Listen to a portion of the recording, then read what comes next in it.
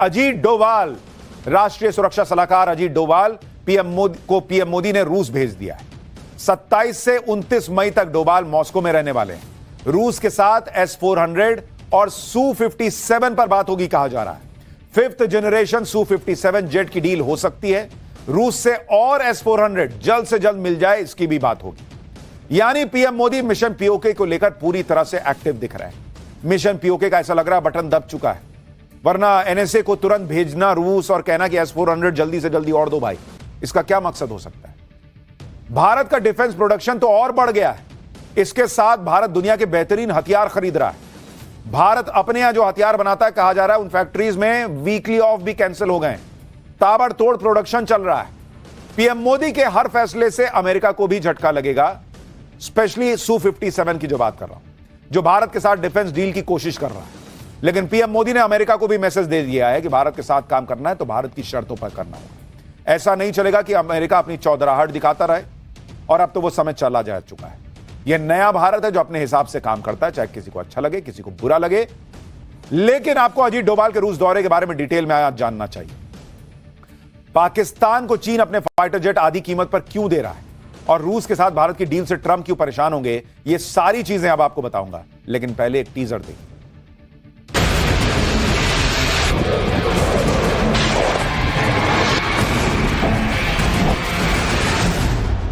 पाकिस्तान को घुटने टेकने के लिए मजबूर कर दिया।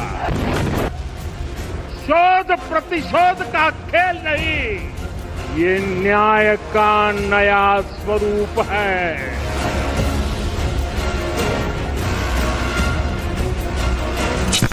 सौगंध मुझे इस मिट्टी की, मैं देश नहीं मिटने दूंगा।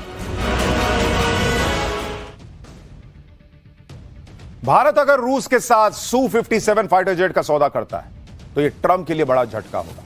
अमेरिकी राष्ट्रपति ट्रंप आजकल हर प्लेटफॉर्म पर ट्रेड ट्रेड ट्रेड यही जप रहे हैं ना। ट्रंप की बातों से लगता है जैसे वो अमेरिका के राष्ट्रपति नहीं बल्कि एक बिजनेसमैन। ट्रंप जानते हैं कि डिफेंस सेक्टर में भारत बड़ा मार्केट है। ट्रंप इस कोशिश में लगे कि भारत अपनी डिफेंस डील अमेरिका के साथ करे। इसी साल पीएम मोदी जब अमेरिका गए थे तो ट्रंप ने भारत को F-35 जेट खरीदने का ऑफर दिया था, जो दुनिया का सबसे महंगा फाइटर जेट है, जबकि पहले अमेरिका F-16 का ऑफर दे रहा था। F-16 फाइटर जेट पहले से पाकिस्तान के पास मौजूद है। अमेरिका भारत को F-35 बेचने के लिए बेचैन है। इससे अमेरिका को करोड़ों डॉलर का फायदा होगा। लेकिन दिक्कत यह है कि अमेरिका F-35 की पूरी टेक्नोलॉजी भारत को नहीं देना चाहता। यानी भारत विमान खरीदने के बाद भी अमेरिका पर डिपेंडेंट रहेगा, और इसी वजह से भारत अपने पुराने डिफेंस पार्टनर रूस के साथ डील करने में दिलचस्पी दिखा रहा है। अमेरिका का F-35 और रूस का Su-57 दोनों ही 5th जनरेशन के फाइटर जेट हैं, और भारत को 5th जनरेशन फाइटर जेट की बहुत जरूरत है क्योंकि राफेल 4.5 जनरेशन वाला है। भारत का सीधा मुकाबला पाकिस्तान और चीन से है, और भारत किसी भी हाल में पाकिस्तान को माइलेज नहीं दे सकता। अब अगर ग्राउंड रियलिटी की बात करें तो भारत के पास अभी 5वीं जनरेशन का कोई फाइटर प्लेन नहीं। फ्रांस से मिला राफेल और रूस का सुखोई 30 भी 4.5 जनरेशन के फाइटर प्लेन, जबकि पाकिस्तान के पास चीन से मिला J-10 4.5 जनरेशन का फाइटर प्लेन है। अब खबर है कि चीन जल्दी ही J-35 stealth fighter jet Pakistan को बेच सकता है। चीन 5th जनरेशन का यह प्लेन पाकिस्तान को 50% डिस्काउंट पर बेचने की डील कर रहा है। रिपोर्ट के मुताबिक चीन ने J-35 जेट के प्रोडक्शन को काफी तेज कर दिया है। अगर यह डील हो जाती है तो इसी साल के अंत तक पाकिस्तान के पास 5th जनरेशन का फाइटर प्लेन हो सकता है। यानी पाकिस्तानी एयरफोर्स के पास एक ऐसा लड़ाकू विमान आ सकता है जो स्टील्थ, मल्टीरोल और इलेक्ट्रॉनिक वॉरफेयर में भारत की राफेल स्क्वाड्रन को सीधे सीधे चुनौती दे सकता है। इसलिए पीएम मोदी अब तेजी से 5th जनरेशन फाइटर जेट की डील जल्दी ही क्लोज करने की प्लानिंग कर रहे हैं। पीएम मोदी जिस Su-57 फाइटर प्लेन की बिग डील रूस से कर सकते हैं, उसकी ताकत भी आपको बताता हूं। अब तक दुनिया में अमेरिका, रूस के अलावा चीन के पास ही 5वीं पीढ़ी के लड़ाकू विमान मौजूद है। इसमें Su-57 दुनिया का सबसे शक्तिशाली लड़ाकू विमान है। Su-57 को दुश्मन के विमान को मार गिराने के लिए डिजाइन किया गया है, यानी फाइटर जेट्स को काउंटर करने के लिए ही बना है। इसमें मल्टी लेयर डिफेंस सिस्टम को इंटीग्रेट किया गया है जो कि किसी भी रडार को चकमा देने में सक्षम है। इसमें ब्रह्मोस नेक्स्ट जनरेशन मिसाइल को इंटीग्रेट किया जा सकता है। Su-57 jet 2 supersonic speed engine से लैस है और इसकी टॉप स्पीड 2600 किलोमीटर प्रति घंटे की है। Su-57 की फायरिंग रेंज 3500 किलोमीटर की है। Su-57 फाइटर जेट में दुनिया के सबसे एडवांस एवियोनिक्स मौजूद है। एवियोनिक्स फाइटर प्लेन में इस्तेमाल होने वाला इलेक्ट्रॉनिक सिस्टम होता है जो कि कम्युनिकेशन, नेविगेशन और फ्लाइट कंट्रोल में मदद करता है। रूस का Su-57 फाइटर जेट न सिर्फ ताकतवर है बल्कि ऐसे ऐसे काम कर सकता है जो कोई फाइटर जेट शायद कर पाए। Su-57 फाइटर जेट अपनी मनूवरेबिलिटी के लिए जाना जाता है, जो मनूवर करते हैं ना प्लेन को। Su-57 बहुत कम स्पेस में भी टेक ऑफ कर सकता है, यानी वर्टिकल टेक ऑफ करने में सक्षम है, कि मतलब ऐसे सीधा उड़ गया। वर्टिकल टेक ऑफ यानी रनवे पर थोड़ा दौड़ने के बाद सीधे ऊपर आसमान में उड़ जाना। Su-57 फाइटर जेट की मनूवरेबिलिटी देखकर दुनिया हैरान रह जाती। जंग में अगर Su-57 और F-35 के बीच डॉग फाइट हो जाए, डॉग फाइट मतलब जो नहीं देखते प्लेन आगे पीछे करके लड़ रहे हैं, उसको टेक्निकल टर्म में डॉग फाइट कहते हैं, तो उसमें Su-57 चीन के F-35 पर भारी पड़ जाएगा, अमेरिका के, क्योंकि इसे पकड़ पाना किसी के बस में नहीं है। Su-57 का कोबरा मनूवर सबसे खास है, जिसमें यह कोबरा सांप के फन की तरह हवा में एकदम सीधा हो जाता है और पलक झपकते ही अपनी पोजीशन चेंज कर लेता है। अगर जंग की बात करें तो रूस के Su-57 और अमेरिका के F-35 और चीन के J-35 में से कौन सा बेहतर है, आपको वो भी बताता हूं। Su-57 स्टील्थ क्षमता के चलते किसी भी रडार को चकमा दे सकता है। F-35 स्टील क्षमता सबसे ज्यादा है लेकिन ताकत के मामले में कमजोर है। J-35 स्टील्थ क्षमता उसकी क्षमता अभी तक परखी ही नहीं गई है। Su-57 2 इंजन के चलते ज्यादा फुर्तीला है। F-35 1 इंजन के चलते ज्यादा फुर्तीला नहीं है और J-35 में भी 2 इंजन लगे। Su-57 मैक्सिमम स्पीड 2600 किलोमीटर प्रति घंटा, F-35 की मैक्सिमम स्पीड 1900 किलोमीटर प्रति घंटा और J-35 की 2200 किलोमीटर प्रति घंटा की। Su-57 एक बार में 5500 किलोमीटर की उड़ान भर सकता है। F-35 मात्र 2200 किलोमीटर तक उड़ान भर सकता है और J-35 भी 2200 किलोमीटर तक उड़ सकता है। Su-57 कॉम्बैट लोड यानी एक बार में 10,000 किलो वेपन ले जा सकता है। F-35 8,000 किलोग्राम का वेपन लेकर जा सकता है और J-35 8,000 kilo. Su-57 hypersonic missile ले जा सकता है, अंदर और बाहर मिसाइल रख सकता है। F-35 सिर्फ अंदर की तरफ मिसाइल रख सकता है। J-35 PL-15 मिसाइल से लैस है लेकिन क्षमता साबित नहीं हुई है। Su-57 एक प्लेन की कीमत 35 से 50 मिलियन डॉलर के बीच है, यानी करीब 300 से 425 करोड़ रुपए। F-35 सस्ता है, 80 से 110 मिलियन डॉलर, यानी करीब नहीं, महंगा है। उसकी कीमत जो है वो करीब करीब बैठती है 680 करोड़ रुपए से लेकर 934 करोड़ रुपए और J-35 70 मिलियन डॉलर यानी करीब 600 करोड़ रुपए का पड़ता है। यानी हवाई जंग में Su-57 चीन और अमेरिका दोनों के फाइटर जेट पर भारी पड़ेगा। अमेरिका पूरी कोशिश कर रहा है कि भारत उसका F-35 खरीद ले। इसी तरह की कोशिश अमेरिका ने एयर डिफेंस सिस्टम खरीद के समय भी की थी। भारत ने रूस का S-400 खरीदा, जिस पर अमेरिका ने बहुत ऐतराज जताया था। अमेरिका ने तो भारत पर सैंक्शन तक लगाने की धमकी दी थी, लेकिन भारत झुकता है बॉस, भारत ना झुकने वाला।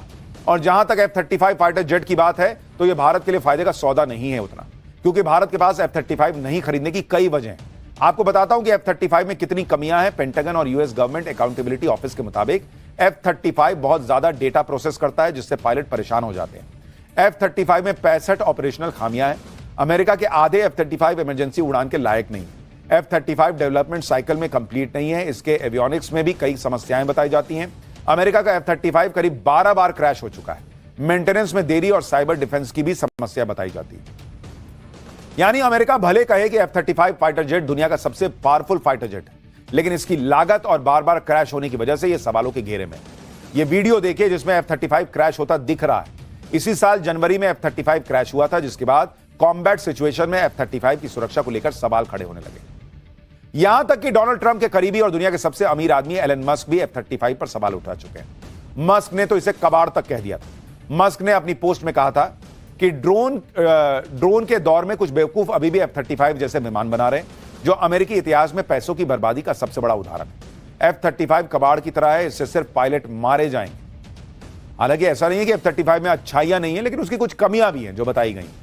यानी अमेरिका के F-35 में समस्याएं भी हैं और शायद इसी वजह से ट्रंप ये फाइटर जेट भारत को चाहते हैं कि भारत खरीदे, कि जिससे F-35 बिक भी जाए और कुछ पैसे भी कमा लिए जाए। लेकिन पीएम मोदी जो करते हैं उसके पीछे लंबी चौड़ी प्लानिंग और रीजनिंग होती है। ऐसे ही कोई फैसला नहीं होता। आप देखिए कि भारत की ताकत बढ़ाने के लिए दुनिया का बेस्ट फाइटर जेट खरीद रहे हैं, बेस्ट डिफेंस सिस्टम खरीद रहे हैं, तो दूसरी तरफ खुद भारत में स्वदेशी डिफेंस सिस्टम को मजबूत करने पर जोर है। यह है भारत का स्वदेशी एयर डिफेंस सिस्टम कुश, जिसकी मंजूरी पीएम मोदी ने 2022 में दे दी थी। कुश एयर डिफेंस सिस्टम को प्रोजेक्ट कुश का नाम दिया गया है। इसे डीआरडीओ बना रहा है। कुश एयर डिफेंस सिस्टम S-400 जैसा ही होगा। ऑपरेशन सिंदूर के बाद प्रोजेक्ट कुश के ट्रायल की स्पीड बढ़ा दी गई है, यानी बहुत जल्द यह इंडियन एयर डिफेंस सिस्टम का अहम हिस्सा बन जाएगा। कुश एयर डिफेंस सिस्टम की खासियत क्या है वो भी बताता हूं। एक बार में 80 टारगेट को यह निशाना बना सकता है। Missile, fighter jet, drone, lightning, munition सब गिरा सकता है।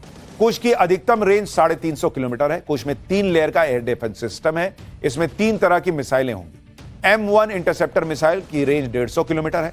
M2 इंटरसेप्टर मिसाइल की रेंज 250 किलोमीटर है और M3 इंटरसेप्टर मिसाइल की रेंज 350 किलोमीटर है। यानी कुश एयर डिफेंस सिस्टम उसी तरह से काम करेगा जैसे रूस का S-400 करता है। स्वदेशी होने की वजह से इसकी लागत भी कम होगी।